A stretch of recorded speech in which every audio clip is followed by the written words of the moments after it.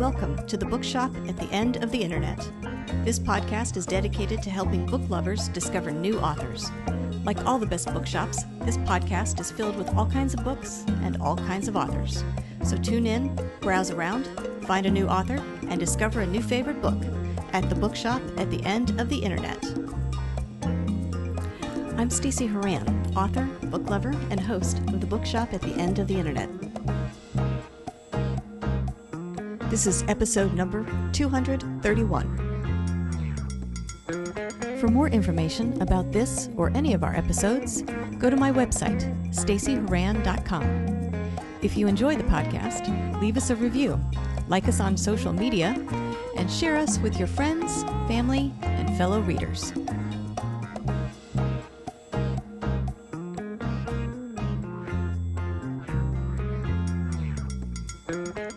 In today's episode of The Bookshop at the End of the Internet, I'm chatting with author Francine Falk-Allen about her new book, A Wolff in the Family. This novel has its origins in Francine's own family history. About 20 years ago, she learned a family secret that very few of her living relatives knew. While attending a funeral, Francine discovered that the 5 youngest of her mother's 11 siblings were sent to an orphanage by her grandfather. It was Francine's mother, the eldest of the siblings, who kept them in touch with each other through the years. In A Wolff in the Family, Francine explores the family's hardships during the 1920s and 30s, and the circumstances that would lead a father to place his own children in an orphanage, as well as the effects that decision had on the rest of the family. In this episode, I'll chat with Francine about her writing journey, what she learned about her family, and the reasons they kept the secret for so many years, and how this story ties into her first book, a memoir about contracting polio at age 3 and learning to live with the effects of that virus, as well as a few other things. Coming up.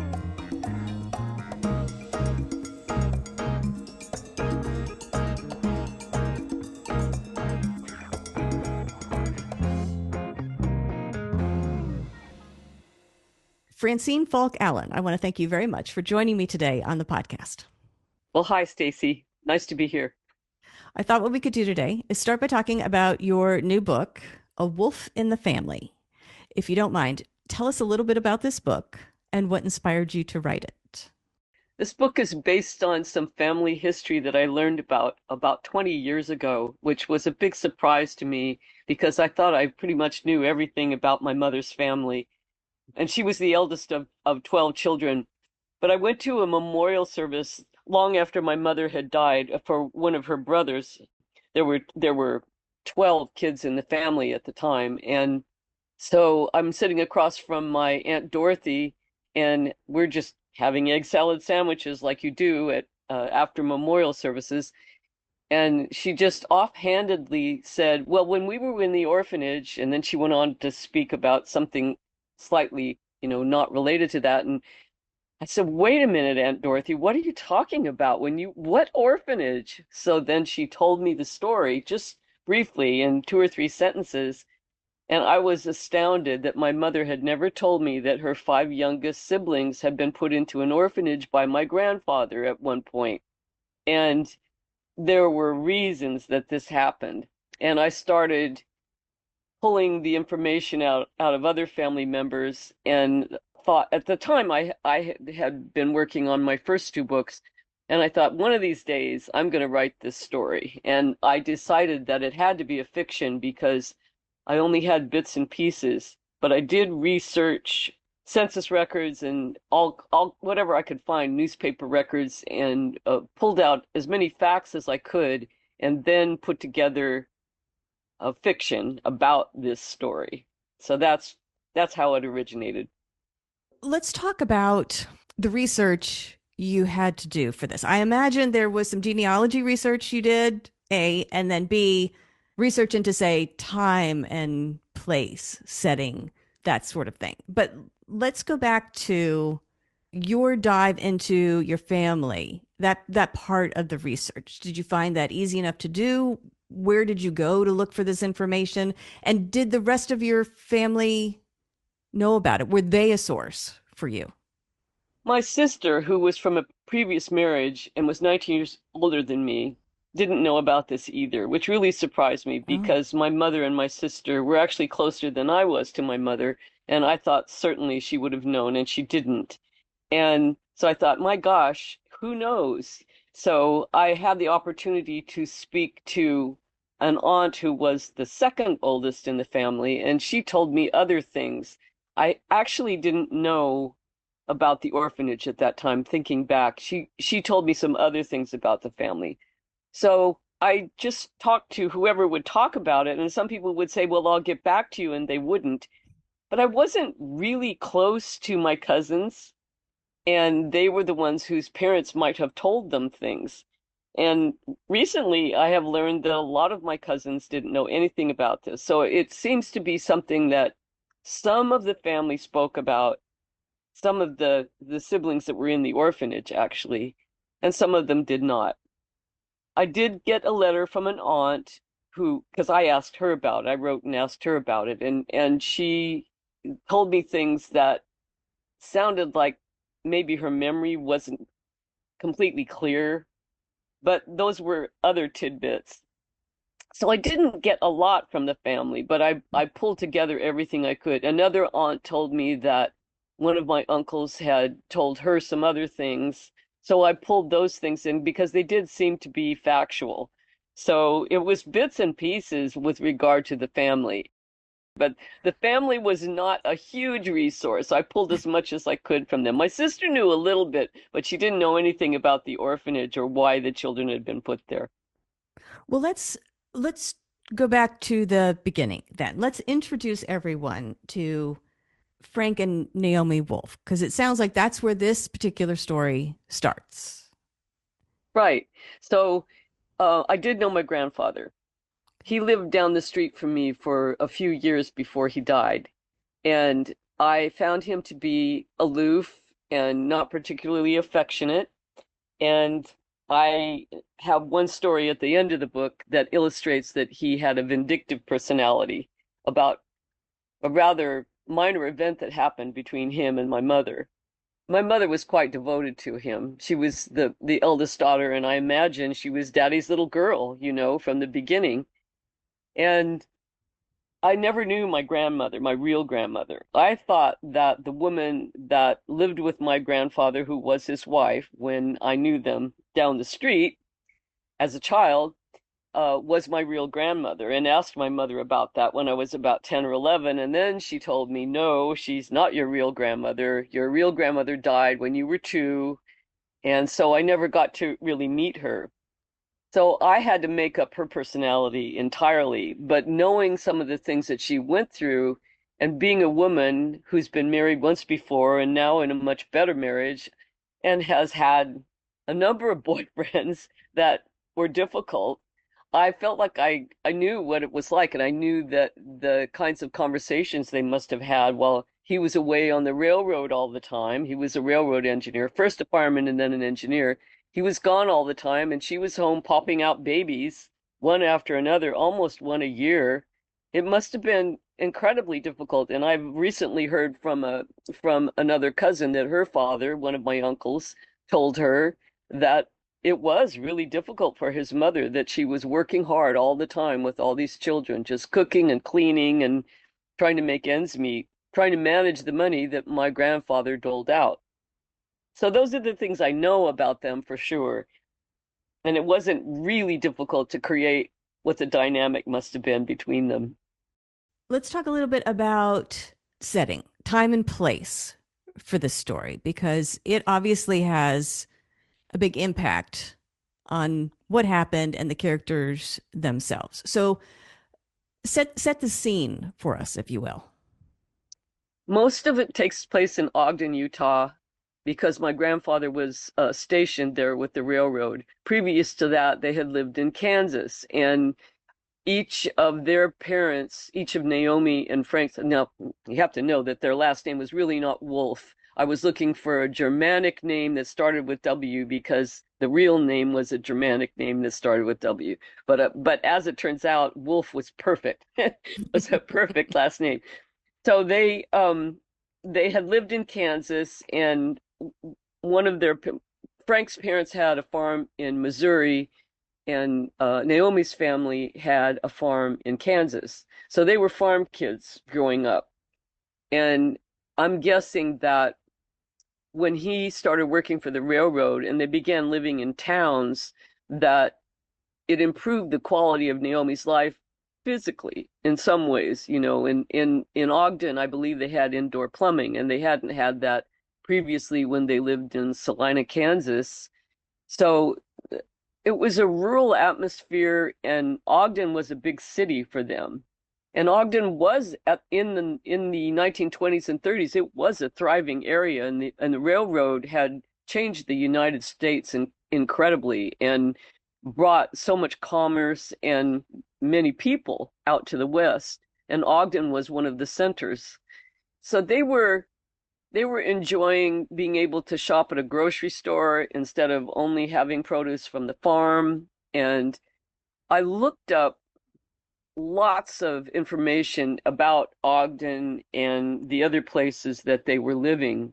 I found old newspaper articles, and I well, I don't know how far you want to go into this, but I used census records to determine where they actually were, where all the people in the book actually were at the time, as best I could. Of course, you only get 1910, 1920, 1930, 1940. It's not like there's anything in between. So I also read Wallace Stegner's book, The Big Rock Candy Mountain, because for him, it was a fictionalized memoir about growing up with his family, and his father was a rough and tumble kind of guy who was domineering, and that was not uncommon in those days. So I got a sense of that Salt Lake City was a big city, and it wasn't all Mormon. It was, a lot of people from other faiths were living there as well, and they had streetcars and all that sort of thing in the early 1900s. So it wasn't as completely Wild West as you might think, but I also learned that some of the famous cowboys like Bat Masterson and all of those people had been very active in Kansas and Wyoming and those areas. And some of the villains, the James boys and all of that sort of thing, some of those had been very active only 30 or 40 years before this story takes place. So they were coming out of the Wild West into something more civilized.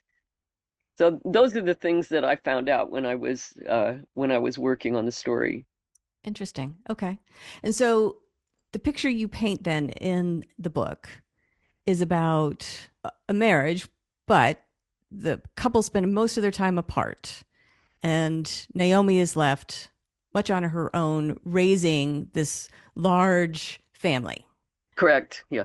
What did you fill in? Because I imagine the story leads to a climax, right? Leads to whatever happens and creates this secret that everybody then kept. So what did you have to do in the story to kind of fill in and build to that point? I decided to start the story with Frank having just come back from the orphanage and dropping the kids off and having some sadness and reflecting on it, and feeling like he had to do that, so that from the beginning that he's put his kids in an orphanage. And it's 1929, so you may think that it's because of the Depression. And I wanted to create that deception because later on in the story, you find out that that has little to do with it. Mm. But I wanted to carry that forward so that the reader was going to think, well, he's had to put them in the orphanage. It was a rough time for everyone. And then I go back to 1918 and start with when they first moved to Ogden. I made that choice because my mother would have been about 10, and she had told me repeatedly that she got sick of taking care of so many children because she was the eldest daughter. And my aunt, who was the second oldest, also told me that they spent a lot of time taking care of these kids. My mother came to resent it greatly. And so I just imagine, okay, what's it like if you're a 10-year-old kid and you're spending, instead of playing outside with your friends a lot of the time, you're spending a great deal of time taking care of children that are maybe 8, 7, 6, 5, 2 years old. what would your attitude be about that? She also told me that because she was the eldest, she was the last one in the tub on Saturday nights. They took a once a week bath, and first the babies were washed, and then the next bigger kids. So there are a number of things, there are a number of anecdotes in the early part of the book that are factual from my mother's history. The work for me was creating the conversations and what did the inside of the rooms look like, what was going on. I had looked up, well, given his salary, because I looked up what his salary would have been, would they have been able to afford a vacuum cleaner? Probably not, not in the beginning anyway. And so I had my mother using a carpet sweeper, and there were things like that. There were details like that that I put together, and then I knew that she and her next sister didn't get along really well. My mother was fond of her father, and my aunt was fond of her mother. And so there was another tension there between the sisters. And several of my aunts and uncles told me that my mother was more like my grandfather than she was like my grandmother. And so even though I didn't know my grandmother, I just decided to create her personality as being a sweet but sort of frustrated person by having so much to do. And my mother had also told me that my grandmother bit her nails to the quick, and that drove my mother crazy. So because of that, I thought she was nervous. She was a nervous woman. She was biting her nails all the time, and she may have been self-conscious about that too. So there were little bits and pieces that allowed me to create a personality. And I also knew that a lot of my aunts and uncles, some of them finished high school, some of them didn't. So I knew that they were intelligent but not very well educated. Although in those days, education was probably a little better than it is now. I mean, they got algebra earlier than kids do now, that sort of thing. But I knew how they spoke too. I had conversations with several of my aunts and uncles, so the vernacular that I use is very common to that family.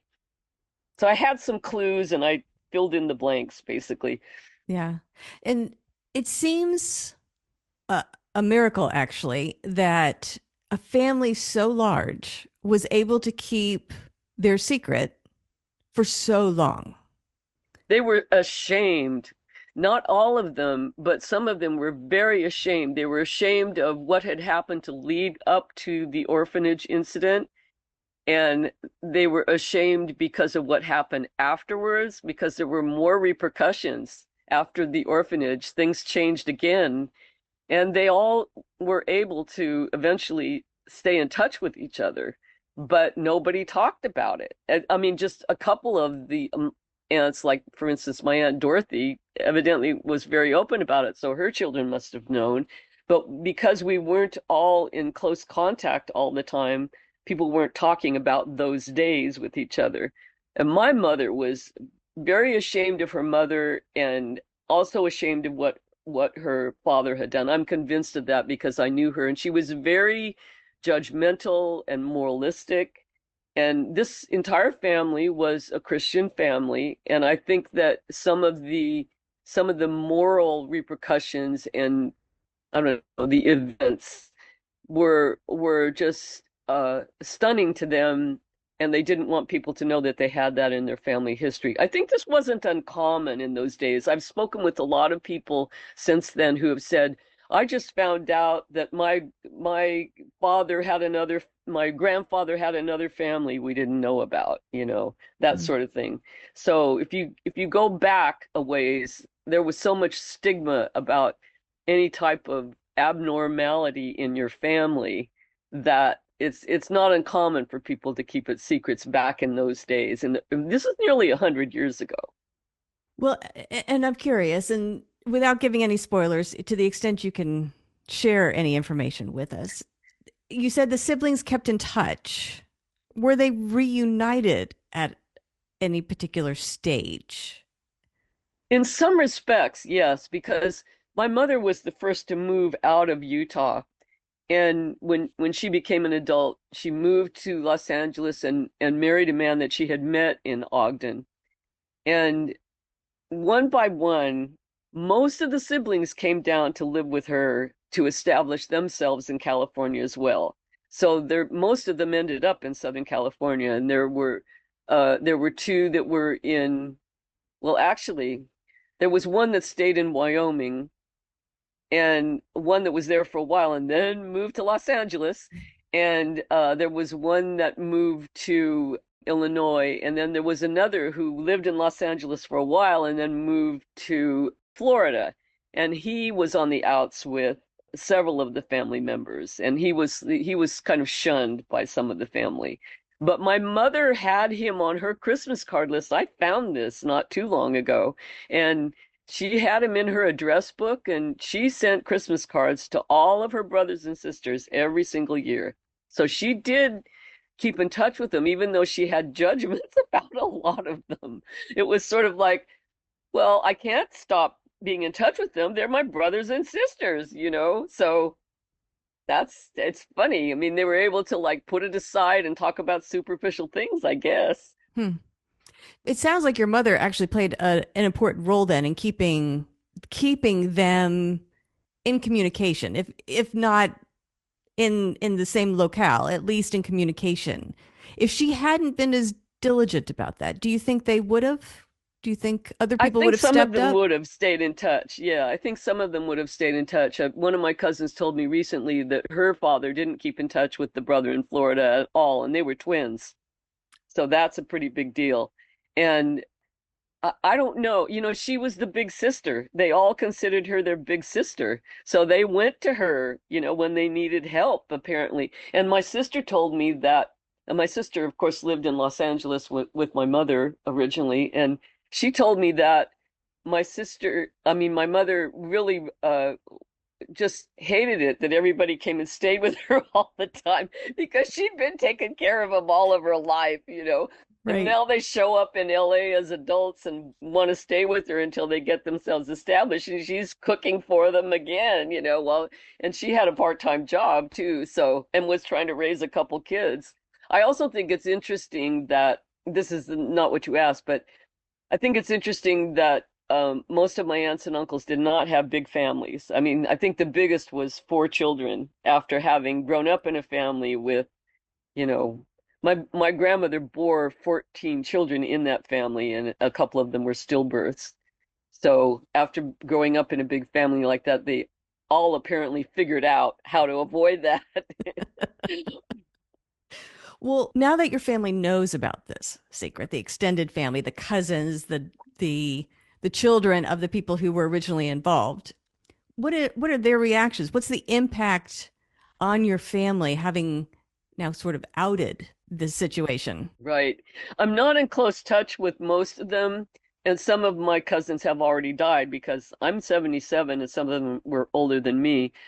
And interestingly, I've had a lot of conversations with one cousin, and she said she's really glad to have all the information, and she hadn't known about any of this either.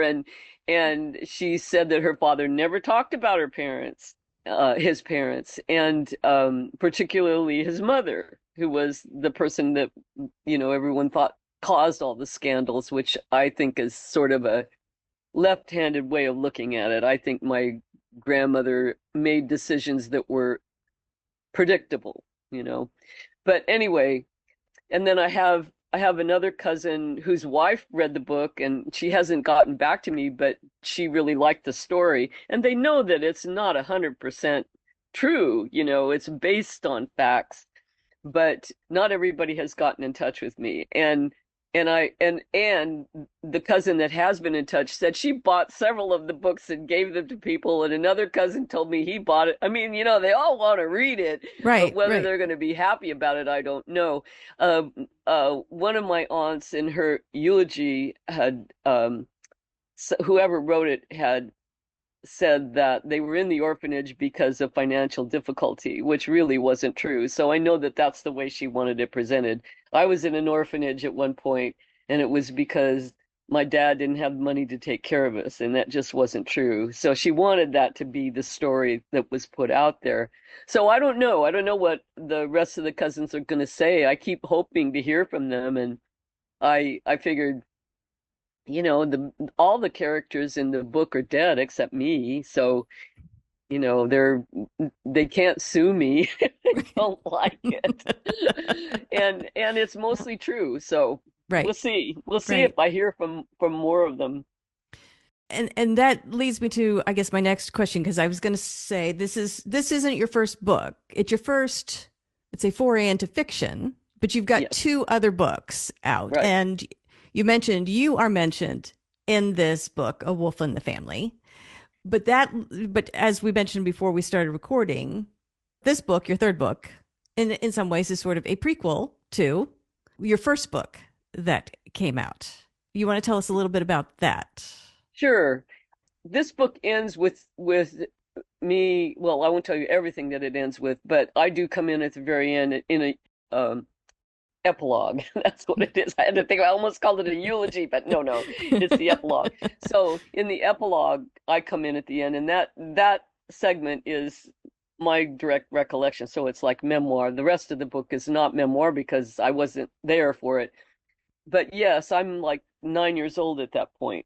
And in fact, my first book, Not a Poster Child, is a memoir of my life of growing up with a disability, which was due to polio, and how I navigated the world as a woman with a disability and how it affected many choices that I made in my life. And Frances, the oldest daughter in A Wolff in the Family, is my mother, and she, of course, appears in my memoir quite a lot. And she had a lot of people in those days would paddle their children, and she did that with a wooden paddle. And part of why I constructed her personality in A Wolff in the Family is to show that what you learn from your parents or grandparents is passed on to your children. And so she learned that kind of discipline in that family. And I think that she felt bad about it a lot of the time, but she thought it was the only way to discipline kids and to raise them to do a life the way she wanted it, whether it was what the child wanted or not.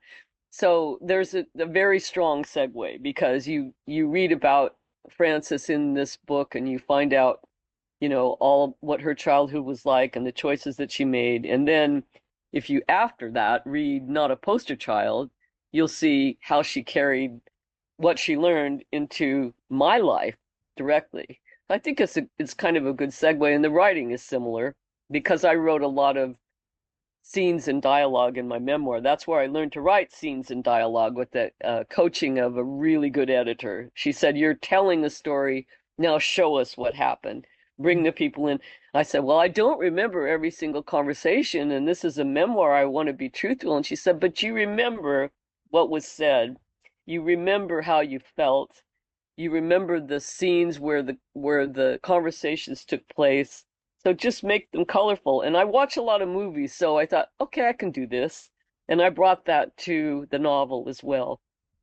Well, now that you've written in a number of different genres, looking back, do you have a favorite now? Do you think you have found one that appeals to you more, or in which you feel the most comfortable, or what's closest to your own voice, do you think, as a writer?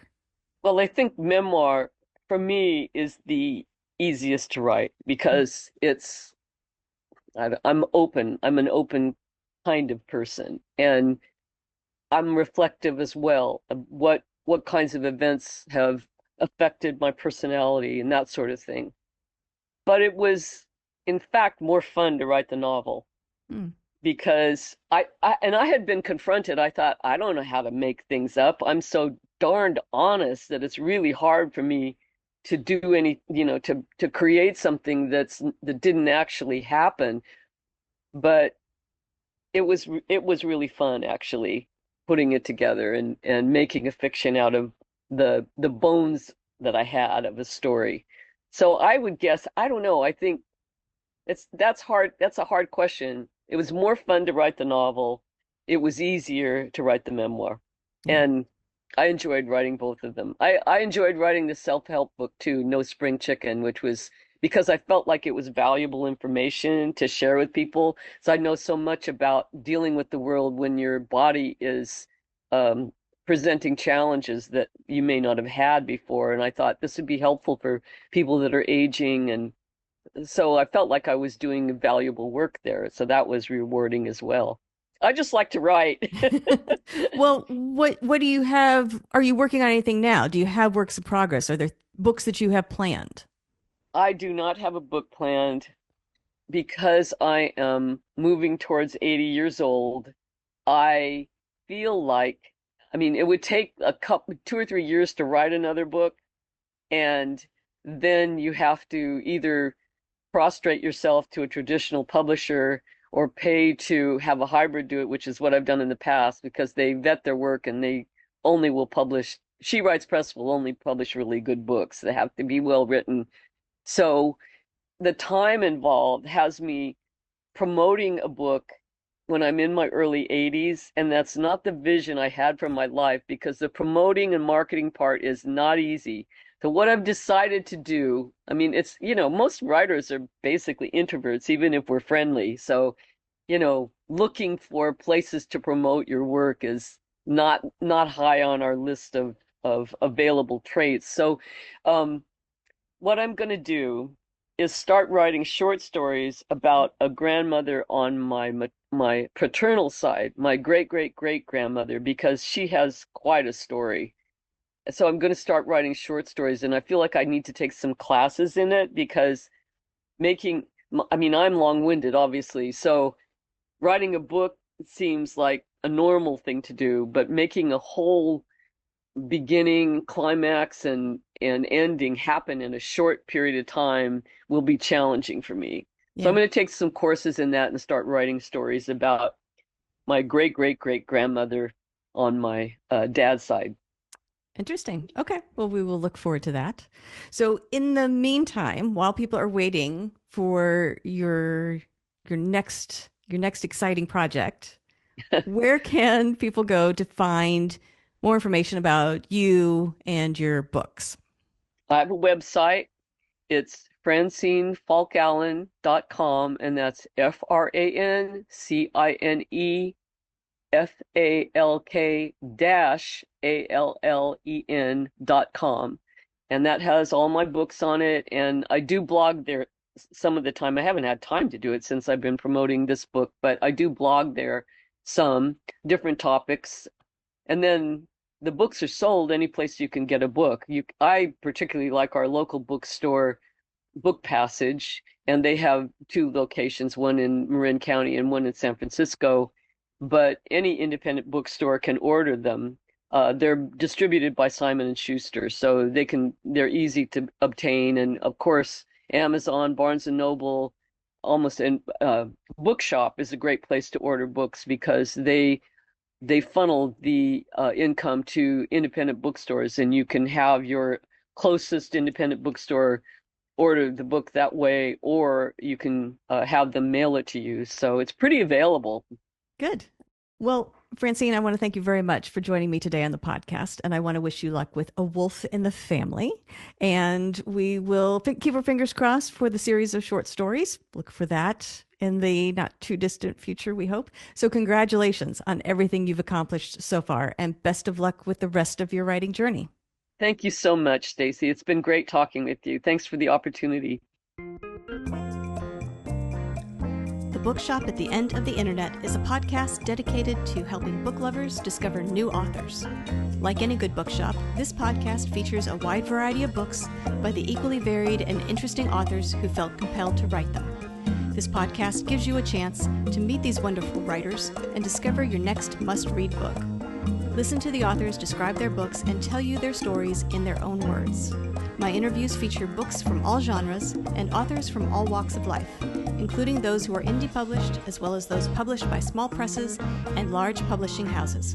Looking for unique, not so easy to find books for yourself, a friend, or a book club? Tune into this podcast and find your newest favorite author or maybe a soon-to-be bestseller. This podcast, like all the best bookshops, is filled with all kinds of books and all kinds of authors. Tune in, browse around, find a new author, and discover a new favorite book. You never know what treasures you might find in the Bookshop at the End of the Internet.